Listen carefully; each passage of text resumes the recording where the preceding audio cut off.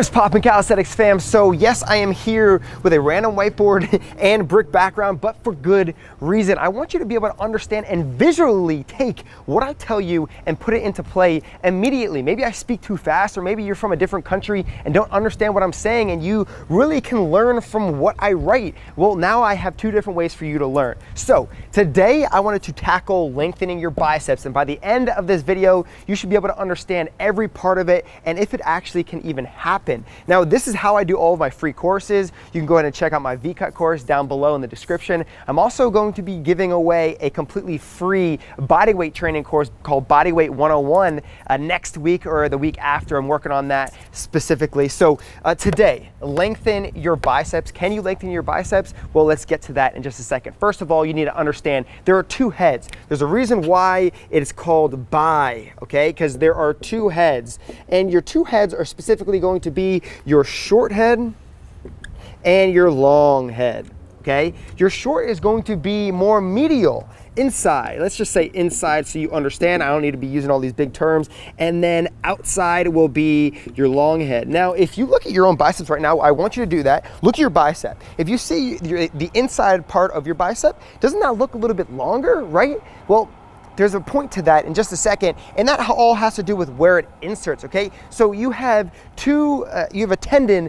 that attaches these, right? You have your proximal and you have your distal. So your proximal is up here, your distal is going to be down here. I'm not gonna go too much into the proximal tendon or where it originates, because you don't really need to learn too much about that, because all we're trying to find out is to lengthen them from this point right here, right? But if you look at my biceps and you see that one is there's a way bigger gap at the bottom of that. I'll get to that in just a second, but you have to understand that where it is inserting, where your bicep is inserting, is considered the radial tuberosity, okay? So we're gonna write this down. This is just going to be a lot of information for you. Tuberosity, just so you can be like, hey, my friends, I know where my biceps insert. And then you have your bicipital aponeurosis, okay? So your bicipital I can't spell. Do not take this. Aponeurosis. Okay, and this, no matter what, it doesn't matter if you train 1,000,000 times a year, it doesn't matter what you're eating, that is going to be your insertion no matter what, which means it is fixed, which means however your biceps are, wherever they're inserting, it's going to be there forever. That's just how it works. Now, if you tear something, yes, sometimes your bicep will get even shorter. I did not tear something in my biceps. A lot of people ask me that question all the time. But the fact of the matter is, can you legitimately lengthen your biceps?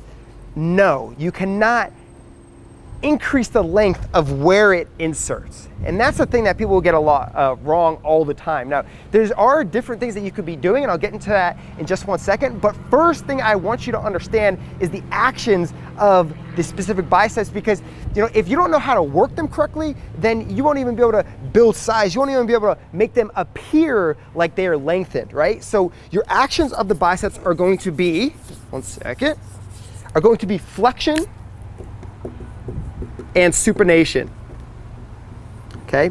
And so you understand what flexion and supination are. You guys already know what flexion is, right? So if you take a bicep curl or whatever and you're doing flexion, this is going to be flexion here. And if you're doing supination, you're in a pronated position, it's here, right? So anytime you go like this, you're gonna be working your bicep.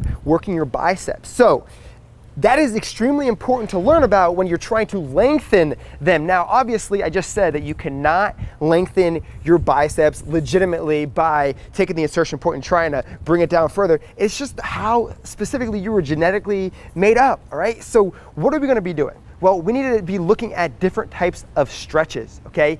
First type of stretch that I really like to look at is twisting of the arm. Now, you can go against the wall, and I'm gonna actually push this away right now. You can go against the wall, okay? And you're in this position here. Oh my gosh, she's about to run into a car.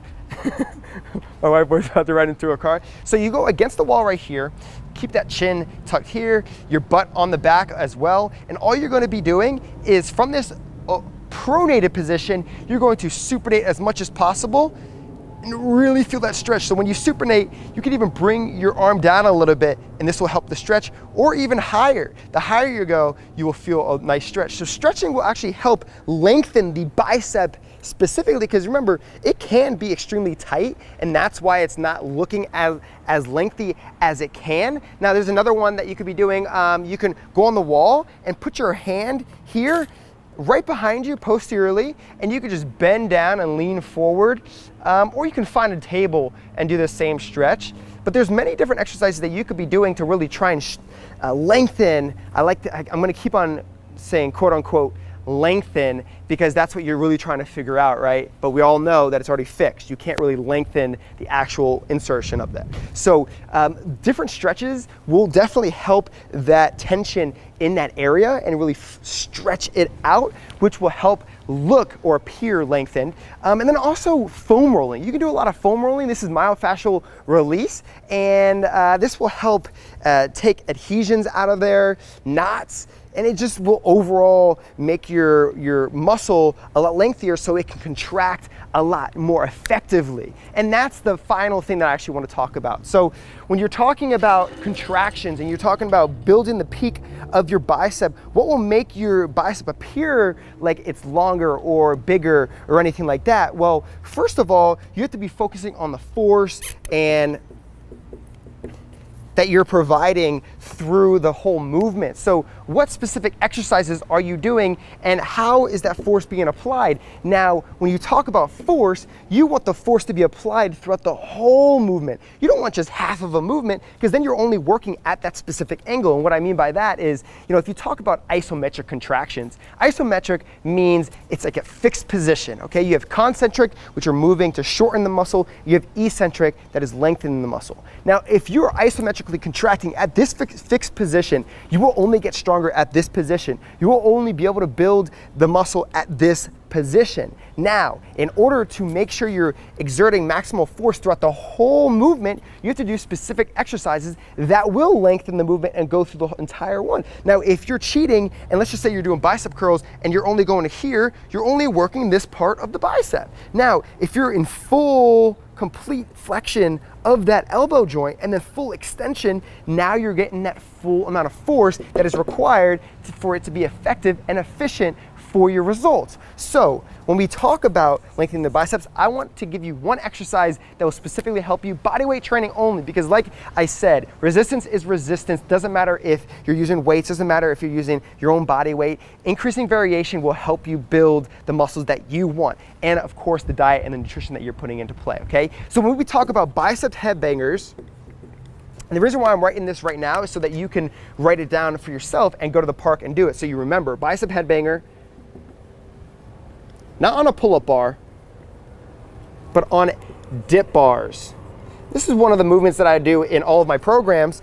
Bicep headbangers on the dip bars. Now, how do you specifically do this? Well, all I want you to do is go to some type of dip bar, okay? And all you're going to do is bend your knees, come under the movement, and you're just gonna grab supinated, because remember, if you're in a supinated position, a lot more bicep will be worked, okay? And all you're gonna do is come to your your forehead right here, and come all the way back. Full extension of that elbow joint. You're gonna come in again, flex, tighten up as much as possible, and then all the way out, okay? Now what this is going to do is, again, it will work your muscle from that all the way extended position of that elbow joint to the full flexion of the elbow joint, working your bicep in full, which will help the peak, what it looks like. And the peak, everybody talks about peak, it'll build the muscle, lean muscle, and increase size, hypertrophy. Now, what type of repetition should you be doing? I'm generally going to be saying anywhere from 8 to 12